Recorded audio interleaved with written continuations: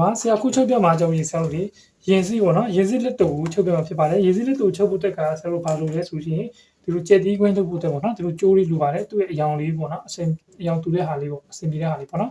်ဟိုကြက်သီးခွင်းကိုဆရာတို့ဒီလိုကြိုးလေးနဲ့လုပ်လို့ရတယ်တကယ်လို့ဒီလိုကြိုးမျိုးမရှိလို့ရှိရင်ဆရာတို့ဒီပိတ်အယောင်ပေါ့နော်ဟိုချုပ်မပိတ်စအယောင်လေးကိုဆရာတို့အဆွေသားလေးညှက်ပြီးတော့ဒီလိုရဲ့အသေးလေးပေါ့နော်အချီလေးနဲ့လမ်းပြီးတော့ဆရာတို့ဟိုအသုံးပြုလို့လည်းရပါတယ်အဲကြောင့်မလို့ဆရာဒီမှာဆရာဦးလေးပေါ့နော်ဒီဟာလေးကိုဆရာကဒီမှာ copy ကတ်ထားပါပေါ့နော်ဒီဟာလေးကိုဆရာတို့ကအရှိချမ်းပေါ့အရှိချမ်းနဲ့ချမ်းဖြစ်ပါတယ်အရှိချမ်းနဲ့ချမ်းကိုဆရာတို့ထောက်ချုပ်မယ်ပြီးတော့လို့ရှိရင်ဒီ cost စာလေးပေါ့နော် cost စာလေးနှစ်ခုကိုလည်းဆရာတို့ကဘာလို့လာမလဲဆိုရှင်တကယ်လို့ဆရာကဒီမှာ copy ကတ်ထားတဲ့အတွက်ကြောင့်မလို့ cost စာလေး copy ကတ်ထားတဲ့အတွက်ကြောင့်မလို့နော်တကယ်လို့ဒီပိတ်စာက copy မကတ်ဘဲနဲ့ချုပ်မယ်ဆိုရင်ဒီ cost စာလေးကိုကြောက်ရှိတော့ copy တို့မဟုတ် line လေးတော့ကတ်ပြီပေါ့နော်ကတ်ပြီပါဆရာကဒီမှာ copy ကတ်ထားတဲ့အတွက်ကြောင့်မလို့ line မကတ်တော့ဘူးသူကနှစ်ဖက်နော်ဘယ်ရောညာကပ်ပြီးတော့လို့ရှိရင်ဆရာတို့ကဒီမှာဒီနားလေးကိုဓာတ်စစ်လေးလိုက်ထားပေးပါနော်ဓာတ်စစ်လေးလိုက်ထားပေးပါပြီးတော့လို့ရှိရင်ဒီမှာပေါ့နော်နှစ်ဖက်လုံးလိုက်ထားပေးပါလိုက်ထားပြီးတော့လို့ရှိရင်ဆရာတို့ကဒီအနောက်ချမ်းကိုလည်းလိုက်ရနော်ဒါအရှေ့ချမ်းပါတော့အနောက်ချမ်းဖြစ်ပါတယ်နောက်ချမ်းလိုက်ထားပေးပါပြီးတော့လို့ရှိရင်သူတို့ရဲ့အတွင်းကရှာခံပေါ့နော်ဒီရှာခံကဒီလိုလေးခောက်ပြီးတော့မျိုးလေးတိုက်ထားပေးနော်ခောက်ပြီးမျိုးတိုက်ထားပေးသူ့ကိုဒီမှာဒီလိုလေးပေါ့ဒီအနားလေးကိုဆရာတို့ကဒီလိုလေးကြောင်းပြန်လိုက်ပြီးတော့ချုပ်ပိတ်ပြီးတော့မျိုးနော်ဒီလိုချုပ်ပိတ်ထားမယ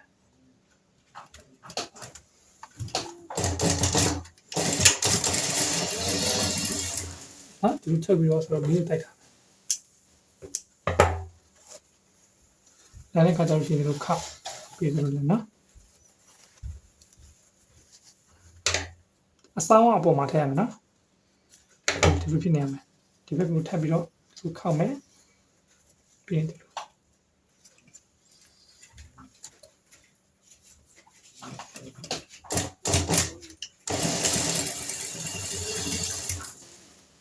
ုနော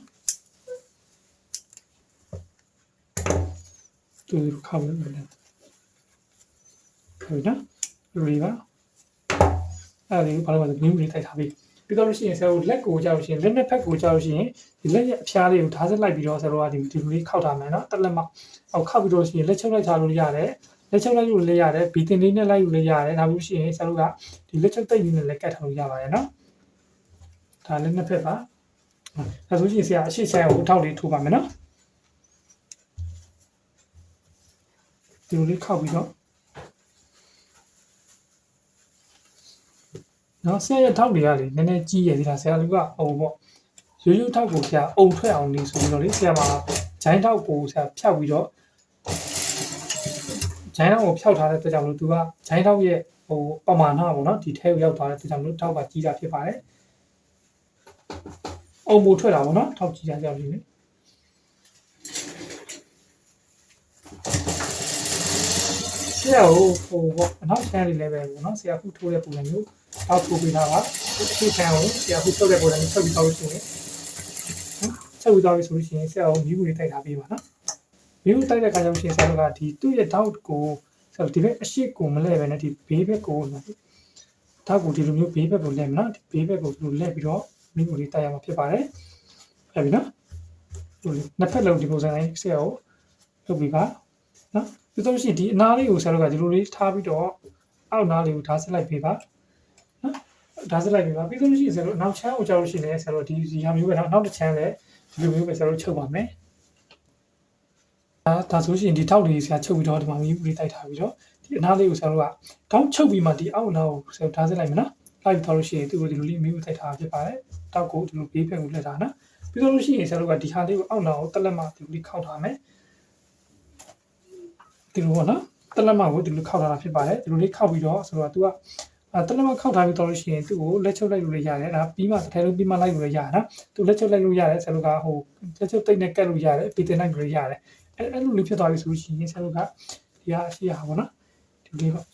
ပြီးရင်သူ့ကိုဆရာတို့ကကြက်သီးခွင်းတက်မှာနော်ကြက်သီးခွင်းတက်မှာဆိုတော့ဒီဟာပဲခဏထားလိုက်မယ်ဆရာနောက်ချမ်းပြလိုက်နော်နောက်ချမ်းကိုကြောက်လို့ရှိရင်ဒီမှာဒီလိုလေးဆရာတို့ကထောက်လေးချုပ်ထားပြီးတော့မိဘူးလေးတိုက်ထားနော်ဒီဘက်လက်ထားလိုက်အောက်နောက်ကြောက်လို့ရှိရင်ဆရာတို့ကတက်လက်မခောက်ထားနောက်ချမ်းနော်ဒီနောက်ချမ်းကော့စာကိုဆရာကော့စာချုပ်လိုက်မယ်နော်နောက်ချမ်းကော့စာလေးရင်ချုပ်လိုက်ပါမယ်နောက်ချမ်းကော့စာကအဝိုင်းလေးပေါ့နော်ဒီနောက်ချမ်းကော့စာလေးကိုဒီလိုလေးထားပြီးတော့ဆရာတို့ကဒီလေဘက်ကော့စာလေးနော်ဒီအားလေးကိုဆက်ချုပ်မယ်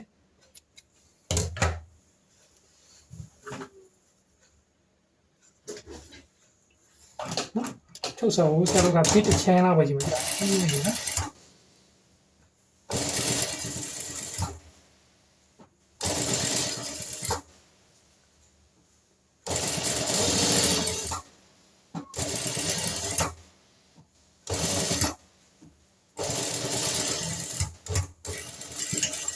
ဒီလိုနော်ပြီးတော့ရှင်ဒီဟာလေးတို့ညှက်မယ်ပြီးဒီဟာလေးပေါ့နော်ဒီတောက်လေးကိုဆရာတို့ကကြည့်တစ်ချက်နော်တစ်ချက်အဲ့နော်ပြီးကိုတောက်မယ်ကကြည့်အများကြီးမတောက်ဘူးနော်တော့တောက်ပြီးတော့ဆိုရှင်ဒီဟာကိုတောက်ထားတဲ့နေရာလေးကကြည့်ဒီကော့စာလေးကိုဒီလိုလမ်းထုတ်မယ်ဒီလိုပြန်ဖိမယ်နော်မနဒီမှာနော်ဒီပုံစံနော်ဒီလိုလေးထားပြီးတော့ဒီလိုဖိမယ်အဲ့လိုလေးနားလေးဖိမယ်နားလေးပြီးပြီးကက်ပြီးတော့ဖိမယ်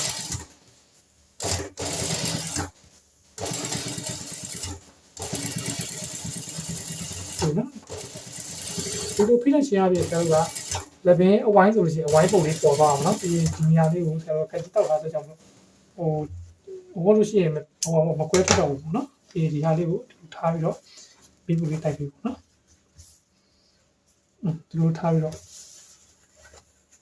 ပြီးပြီးတိုက်ပြီးပေါ့နော်โอเคဒါလေးပြီးတော့ဆိုလို့ရှိရင်ဆရာဒါလေးခဏထားပြီးတော့ဆရာတို့ကကြက်သီးခွင်းတက်ရမယ်ဟာနဲ့ဆရာကြက်သီးခွင်းမတက်ရမယ်ဟာဆရာပြပြမယ်နော်သူတို့လက်ခုလေးထားမယ်ဒီဖြစ်သွားပြီပြောချင်တာကဆရာတို့ကဒီခံဒီဘက်နော်ခံကိုရဲ့ဘေးဘက်မှာကြက်သီးခွင်းတက်မယ်ညာဘက်မှာဒီရှာလေးရှိရဲအဲဆိုရှာရှိတဲ့ဘက်ကိုဆရာတို့ကဒီဟာလေးရင်ထားဒီလိုကွက်တိနော်ရှာလေးကိုဒီလိုကွက်တိထားမယ်ဒီဟာလေးရင်ချုပ်မယ်နော်ဒီလေးကွက်တိထားပြီးတော့အပေါ်ကနေပြီးတော့ကွက်စာလေးဖိမယ်ဒီလိုအုပ်ချမယ်နော်ဒီလိုကိုကကျွမ်းကျင်မှုဆိုလို့ရှိရင်ဒီဟာလေးကိုဒီလိုလေးရင်ချုပ်ချလိုက်ဒီလိုရင်ချုပ်ထားလိုက်ထိတ်လိုက်တဲ့သဘောပေါ့နော်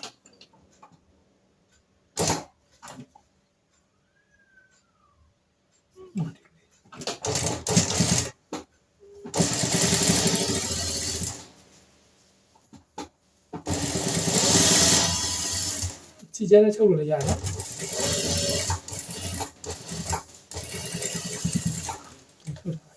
ဒီတော့လို့ရှိရင်အဲ့ဒါပြီးပြီဆိုမှတို့ကနောက်တစ်ကြောင်ထပ်ပြီးပွားနေပြီဒီပြီးမယ်ဒီလိုပြီးမယ်နော်ကိုမကြွညင်လို့ရှိရင်ကျွန်တော်ပေးလေးစိုက်ပြီးတော့ပြီးမယ်နော်ချုပ်စာကပြီးတစ်ချက်နော်ဒီပြင်အရင်ပြေးသွားမှာဆိုလို့ဆရာဒီရင်ပြေးသွားမှာဆိုလို့ပြီးတစ်ချက်နဲ့ချုပ်တာဖြစ်ပါလေ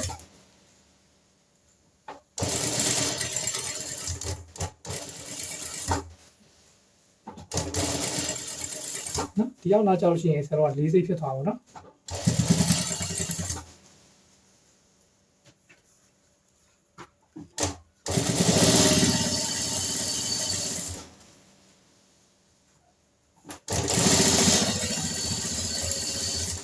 ဒီနေ့ကြည့်မယ်နော်ဒီနေ့ကြည့်မယ်ဆက်မယ်ပြီးဒီမှာဆရာတို့ခောက်ထားတဲ့နေရာလေးရပြီလားခောက်ထားတဲ့နေရာရောက်လို့ရှိရင်သူဒီလိုထားပြီးတော့တွဲဖက်ပြီးတော့ပြန်ချုပ်လိုက်ပြတ်နေရမယ်နော်ဒီနေရာလေး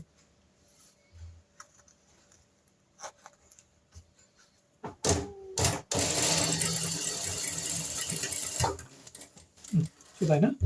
ဖြစ်သွားလို့ရှိရင်ပို့တဲ့ဟာတွေကိုဆရာကဒီအဆောင်လေးဒီမှာသူ့အဆောင်လေးညှက်ချတာနော်အဲ့လိုဆောင်းကြပြီဆိုရင်ဒီဘက်အဖျားဟာလေးလည်းပဲဆရာကဒီလို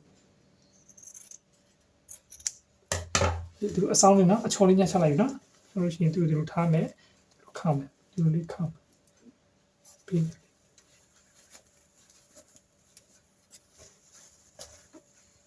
နော်ဒီနေရာလေးကိုတောက်တက်ကြသွားဒီလိုလေးထုတ်လိုက်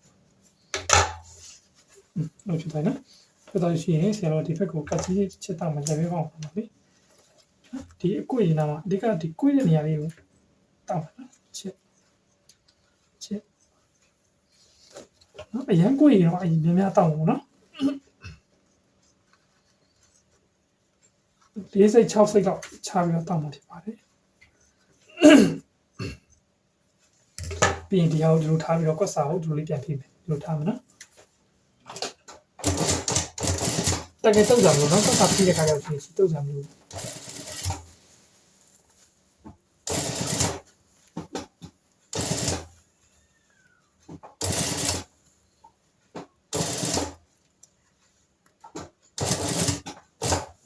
ဟုတ်ပြီနော်အဲ့လိုရသွားပြီဆိုရင်ဒီကတော့ဒီဘက်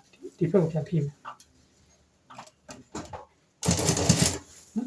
ပါတော့ပဲဖိမှာပေါ့နော်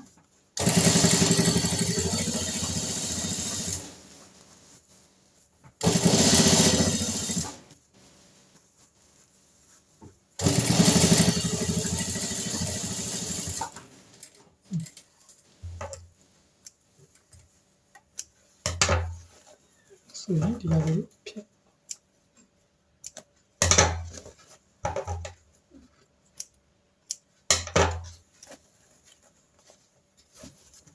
နော်ဒီလိုပုံပြသွားပြီ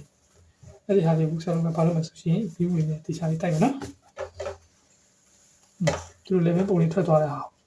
ထွက်အောင်ဒီလိုဝန်းဝန်းကြီးဖြစ်သွားအောင်ဆိုတော့ဒီဟာလေးကို view လေးတိုက်မယ်နော်ပြီးပြီဆိုရှင်ဆရာခြေလေးလေးတက်ပြောင်ဖြစ်ပါတယ်အဲ့ဒါဆိုရင်ဆရာတို့ဒီဟာလေးကိုဆရာတို့ကဟိုဒီလိုပေါ့နော်ခြေတလုံးစာပေါ့နော်ခြေတလုံးစာဒီတစ်မျိုးတစ်ဖက်စာလေးကိုဆရာတို့ဒီလိုထားပြီးတော့ညှက်မယ်နော်ဒီညှက်ပြီးတော့ခြေလေးခွင်းလေးပေါ့နော်ကိုကဥမာထားရပါခြေကိုကဥမာထားရပါခြေလေးဘယ်နဲ့လုံးတက်မှာလဲ10လုံးတက်မှာလားအဲ့လိုရှိရနော်ဆရာတို့ကဒီမှာရှားတော့လေးတက်မယ်ခြေလေးအဲ့တော့ဒီမှာရှားတော့တက်မှာဖြစ်တဲ့အတွက်ကြောင့်ဒီဟာကတက်လက်မကဒီမှာခောက်စားနော်ပြီးရင်ဒီကနေပြီးတော့အောက်ကိုဆရာတို့ကတက်လက်မခွဲလောက်တက်လက်မခွဲလောက်ချန်လာမယ်တက်လက်မခွဲလောက်ချန်လာနော်ဒီတက်လက်မခွဲလောက်ကနေဆရာခြေလေးစတက်မယ်ခြေလေးတက်တဲ့နေရာကိုဆရာဒီမှာလေးဒီလိုလေးပြမယ်နော်ဒီလေးခြေလေးကိုဆရာတို့ကခြေလေးခွဲဒီလိုလေးဒီလိုခောက်နော်တလက်မခွဲလောက်နော်တလက်မခွဲလောက်နော်ဒီလိုမျိုးခောက်ပြီးသားအကျန်တလက်မခွဲလောက်ကျန်ပြီးတော့ဆယ်လိုကကျဲတီးကိုလုပ်သွားမယ်ပြီးလို့ရှိရင်အက်ကိုတစ်ပေါက်နော်နှစ်ပေါက်သုံးပေါက်လောက်သုံးပေါက်ချာမှာဆိုတော့ဒီဟာလေးဒီလိုနော်ဒီတူကိုဆုံးမယ်နော်အဲဆိုနောက်တစ်ခုသူတို့ရဲ့ချာပေါ့နော်ဒီအက်ကတစ်ပေါက်ဒါတစ်ပေါက်ဖြစ်သွားနော်နှစ်ပေါက်သုံးပေါက်နော်3ပေါက်4ပေါက်5ပေါက်အဲ့5ပေါက်ချာတစ်လုံးနော်ဒါဆိုဆရာဟိုမမတ်တော့ဘူးနော်ဆရာမတ်ထားတာမဟုတ်နော်ဆရာမမတ်ဘူးနော်ဒီလေဒီတခုဘောတော့နော်ဒီလိုရှိတယ်မှာတစ်ပေါက်တော့နော်အဲ့တော့3ပေါက်ပြီးတော့လို့ရှိရင်ဆရာတို့ဒီမှာခြေလေးပဲဒီလိုခောက်ပြီးတော့တယ်နော်ပြီးရင်သူ့ကိုဒီလိုလေးချက်နော်ဒီလိုကြည့်နေမှာ1 2 3နော်5နော်ပြောချင်တာကဒီကောက်ဝဲကြောက်ရဆက်တော့4စိတ်စီပေါ့နော်4စိတ်စီဆက်လို့ချလိုက်တာဒီကြားမှာ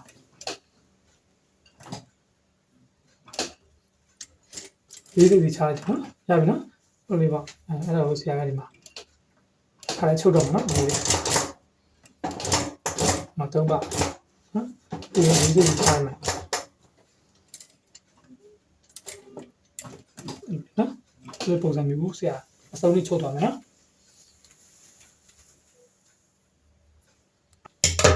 အဲ့ဆိုရှင်ဆရာဒီမှာဒီလိုလေးချုပ်လိုက်ပြီနော်ဒီလိုလေးဖြစ်သွားပြီနော်တကယ်လို့ကိုက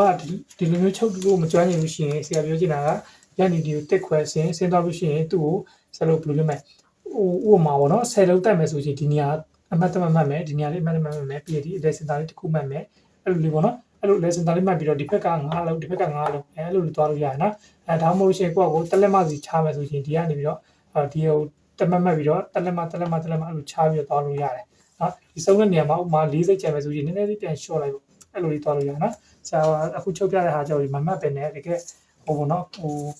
အဲ့တချုပ်တဲ့ခါကျတော့ဒီလိုမျိုးနီးစနစ်နဲ့ဟိုအမြန်နီးသွားလို့ရတဲ့ပုံစံလေးဆရာပြပြထားပါဘောနော်အေးဒါပြီးတော့ဆိုရှင်ဆရာတို့အပေါ်ဟာလေးကိုစီဒီကော့စာလေးကိုဒီလိုမျိုးဖိပြီးတော့ချုပ်မယ်နော်အဲချုပ်တဲ့ခါကျတော့ရှင်အရေးကြီးတာဒီမှာဒီလိုလေးထားပါဒါမှလေဆရာတို့ကြက်သီးပဲဘယ်နာကိုနေတာဆိုတာဆရာတို့သိလို့ရအောင်လေနော်ဒီလိုထားပြီးတော့ဆိုတော့ချုပ်ပါမယ်အဲချုပ်တဲ့ခါကျတော့ရှင်တော့စောနာဆရာချုပ်ပြတဲ့ပုံစံတိုင်းပဲချုပ်ပြီနော်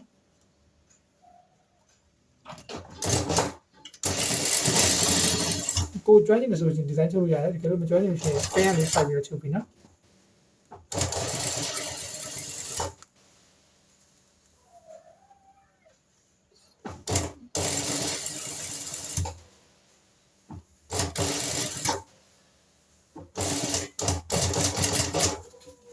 ဒီကိုထဲနည်းနည်းဆွဲပေးတာအဖေနော်။ဘာလို့ဆိုတော့သူခြေစည်းချုပ်ထားတဲ့အတွက်ကြောင့်လို့ဆရာကကိုထဲအပေါ်နည်းနည်းရောက်နေတာ။ခြေစည်းချုပ်ထားတဲ့နည်းကိုဆရာကဒီကနေပြီးဒီဘက်ကိုရောက်လို့မရအောင်နော်။ဟိုဘက်ကိုပေါအောင်ချုပ်။ဒီကပတိကြအောင်ချုပ်နိုင်လို့ရှင်ပို့ကောင်းတယ်။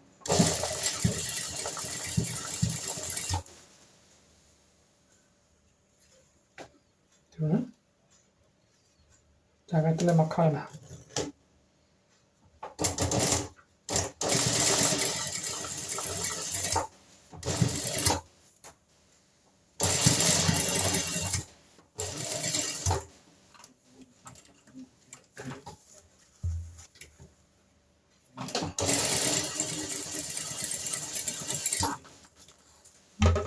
ဒီလိုဆိုရင်စောစောလိုမျိုးပဲဆရာဟုတ်နော်စောစောလိုမျိုးပဲဒီနေရာလေးကိုဒီလိုအစားလေးညက်နော်ပြီးရင်ဒီနေရာလေးကိုချော်လေးညက်ဆက်လိုက်နော်ပြီးဒီနေရာလေးကိုခောက်ဒီလိုခောက်နော်ထောက်ကြနေရမယ်နော်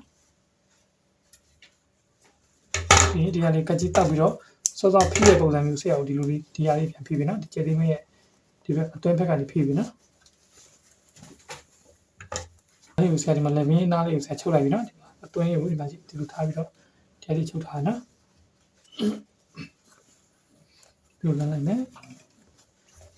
အဲ့ဒီဟာလေးကိုဆရာကဒီခောက်မယ်နော်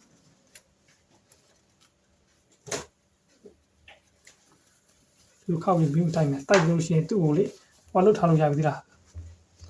နော်ဒါမြူတိုက်ထားလို့ရပြီ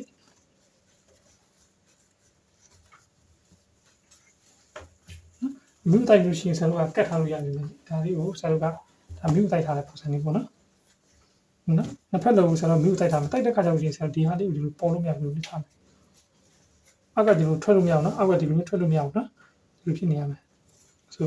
ဒီကောင်ကိုလည်းမြူတိုက်ထားပါမယ်ပြီးအောက်နောက်လေးလည်းခောက်ထားမယ်နော်ဒါဆိုရင်ဆရာကဒီဟာလေးကိုမြူတိုက်ထားပြီနော်ဒီဟာလေးမြူတိုက်ထားပြီပြီးလို့ရှိရင်သူတို့နှစ်ခုကိုဒီလိုထားပြီးတော့တိုင်းကြည့်ဒီလိုဖြစ်သွားနော်ဒီလိုတော့ပါဒီလိုလေးဖြစ်နေရမယ်ဒီလိုဝိုင်းလေးဖြစ်နေရမယ်အဲဆိုရှင်ဆရာတို့ကပခုံးတက်အောင်ဖြစ်ပါတယ်နော်ပခုံးတက်ပါမယ်ပခုံးတက်တဲ့ခါကျလို့ရှင်ဆရာတို့ပခုံးအလားဆက်မယ်မကြည့်ဒါနောက်ချမ်းပေါ့နောက်ချမ်းကိုဆရာတို့ကဒီလိုလေးဒီထားလိုက်မယ်ဒါရှေ့ချမ်းနော်ရှေ့ချမ်းဒီလိုထားမယ်ပြီးရင်နောက်ချမ်းဒီလိုထားမယ်ဒီကနေဒီလိုလေးတွဲပြီးတော့နောက်ချမ်းကနေပြီးတော့လာပြီးတော့အုပ်မယ်မကြည့်နောက်ချမ်းလေးကိုပြီးအုပ်မယ်လုံးဝကွတ်တိကျနေရမယ်နော်ဒီလိုအုပ်မယ်အုပ်ပြီးတော့ချုပ်မနော်ပြန်ကြည့်မယ်နော်ဆရာကွတ်တိမကြပါဘူးနောက်ချမ်းအုပ်ထားနော်နောက်ချမ်းကော့စာလေးပဲဖုံးထားနော်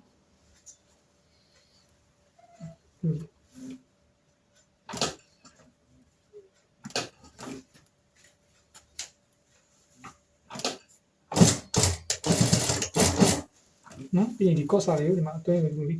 တင်ကြီးတဲ့ကြအောင်လုပ်နော်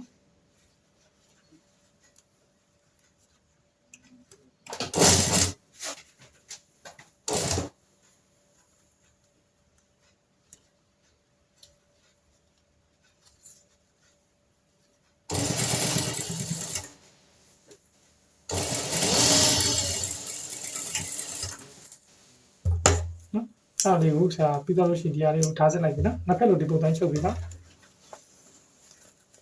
ဒီနော်ဆက်တာဆိုလို့ရှိရင်ဆရာတို့ဒီဟာလေးကိုထားစစ်လိုက်ထားပြီနော်လိုက်ပြီးတော့လို့ရှိရင်သူ့ကိုလက်တက်မယ်လက်ကကြောက်ရှိရင်စောစောပြောသလိုလက်ရက်ဒီအနားလေးကိုဆရာတို့ကဒီမှာလက်ချုပ်တိတ်နဲ့ကတ်ထားလို့ရတယ်လက်ချုပ်လိုက်ထားလို့လည်းရတယ်နော်အဲ့ဒီလက်ကိုသူထားပြီးတော့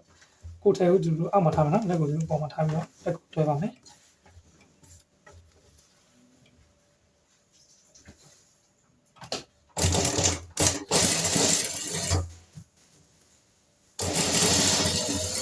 ကိုလည်းမဆွဲဘူးနော်အဲ့ချုပ်စာ40ယူပြီးတော့ချုပ်ပါမယ်ဒီအောက်ကခောက်စာကိုလိမ်မလိမ်စေနဲ့နော်သူကအနောက်ဖက်ကိုလဲရမယ်နော်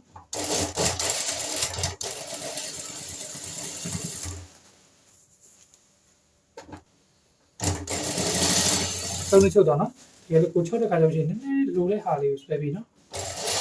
ဒီလိုပြတ်ပြတ်အောင်ချုပ်ပြီးပါ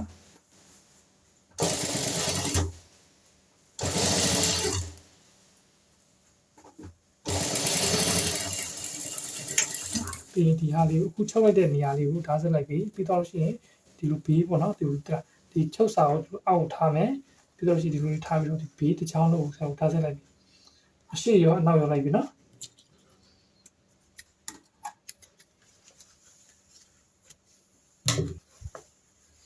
ဒါဆိုရှင်ဆရာဒီမှာဓာတ်ဆက်လေးလိုက်ပြီးတော့ရှင်ဒီဘေးကိုလည်းဆရာတို့ကဒီလိုလိုက်ထားတာဒီအောက်ကချုပ်စာကိုအောက်ဘက်မှာထားတာနော်ရပြီအဲ့ဆိုရှင်ဆရာဒီဟာလေးကိုဆရာတို့ဘေးတွဲလို့ရပြီနော်ဘေးတွဲတဲ့ခါကျလို့ရှင်ဆရာတို့ဘေးကိုချုပ်စာဘယ်လောက်ယူထားလဲတက်လက်မှယူထားတဲ့ကြောင့်ဘေးကိုတက်လက်မှတွဲမယ်နော်ဒီဘေးလေးကိုတက်လက်မှဒီလိုထားပြီးတော့တက်လက်မှတွဲမှာဖြစ်ပါတယ်နော်ဟုတ်တယ်အဲ့ဒီကလေးတက်လက်မှမဟုတ်လို့ရှိရင်ဆရာတို့သူ့ရဲ့လက်ဝါးကိုခိုင်းလိုက်ပါဒီကနေပြီးတော့ကိုဥမာလက်ဝါးဥမာထားလိုက်ပါတော့7နှစ်ဆိုလို့ရှိရင်ဒီကနေ6ဆိုဒီကနေ6ကြိုက်နေတိုင်း6နော်ဒီလိုကြီးဂျိုင်းဆိုလို့ရှိရင်ဂျိုင်းကဥမာ14ဆိုလို့ရှိရင်9ဆို9ကြိုက်နေမှတ်ပြီးတော့ရှိရင်ဒီလိုခါချုပ်ချအဲ့လိုလည်းရနော်ဆရာဒီမှာဟိုဖြစ်တဲ့တက်ကြောင်ဆရာဒီမှာတက်လက်မှစီပဲယူပြီးတော့ချုပ်ထားလိုက်မယ်နော်ဒီဂျိုင်းဆက်ကိုလည်းညီအောင်ချုပ်မယ်နော်ဂျိုင်းဆက်ကိုဒီနှစ်ခုကိုဒီလိုညီအောင်ချုပ်ပါမယ်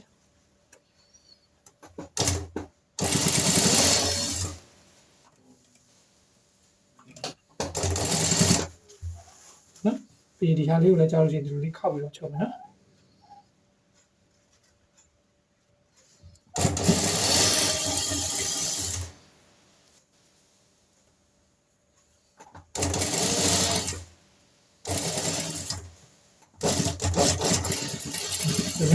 ဒီဒါလေးကိုဆရာတို့ကမြူတိုက်ပဲနော်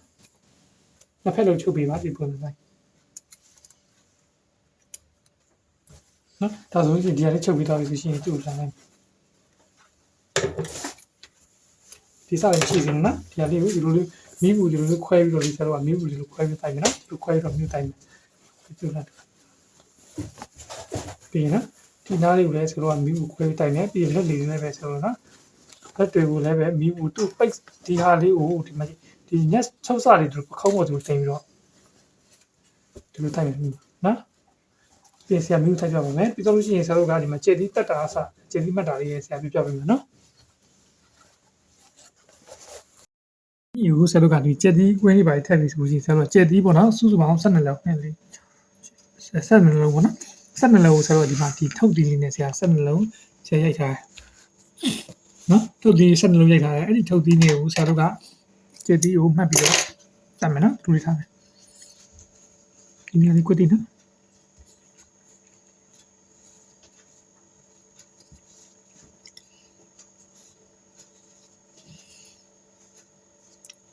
နော်ဒီလိုမှတ်ပြီးတော့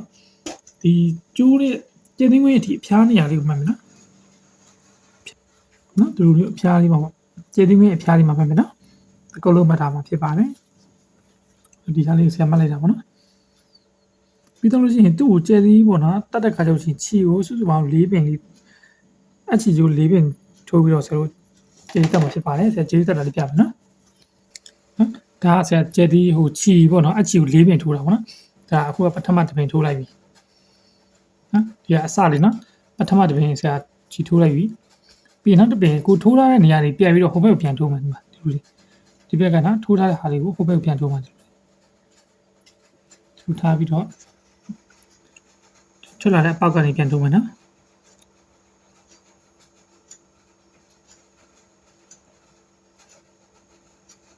ဒီလိုနော်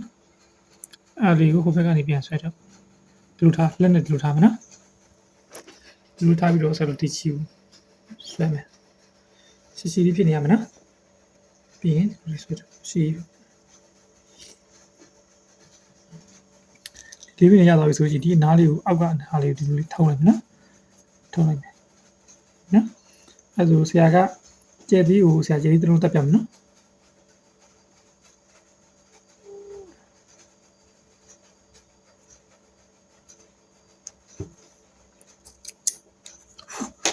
နော်ဆိုရင်ဒီလေးကိုကျင်းသလိုတက်ပြပါမယ်အောက်ကနေစိုက်ပြန်တက်ပြမယ်နော်ဒီလိုလေးပေါ့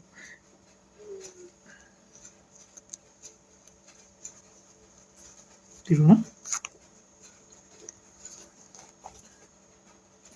ချီမထုတ်စေနဲ့နော်ချီလေးလေနော်ဆိုရင်ပြီးရင်ဒီမှာဒီလေး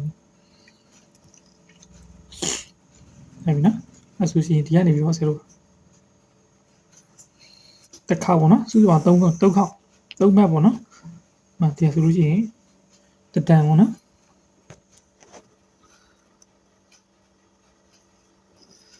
ပြီးရင်ဒီလိုတစ်ခါပြန်ထိုးနှစ်ခေါက်နော်နှစ်ခေါက်အောက်ကိုအသားအရင်ပေါ်စရာမလိုဘူးနော်ပေါ်လို့မရအောင်ပြန်ထိုးမယ်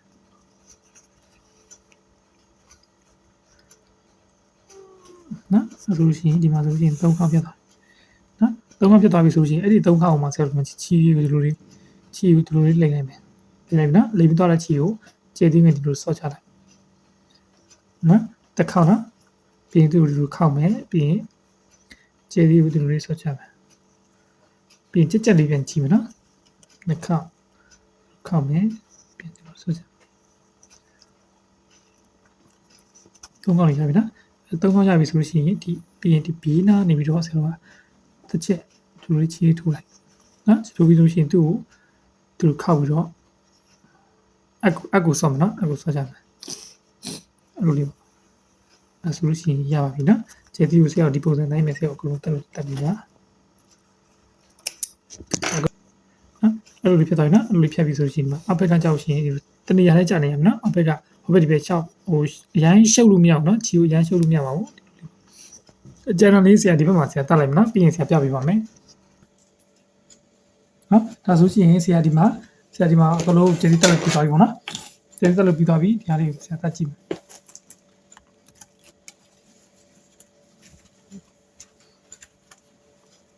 ကျေးဇူးကိုဆရာတက်ပြတဲ့ပုံစံမျိုးပဲအကုန်လုံးတက်မယ်နော်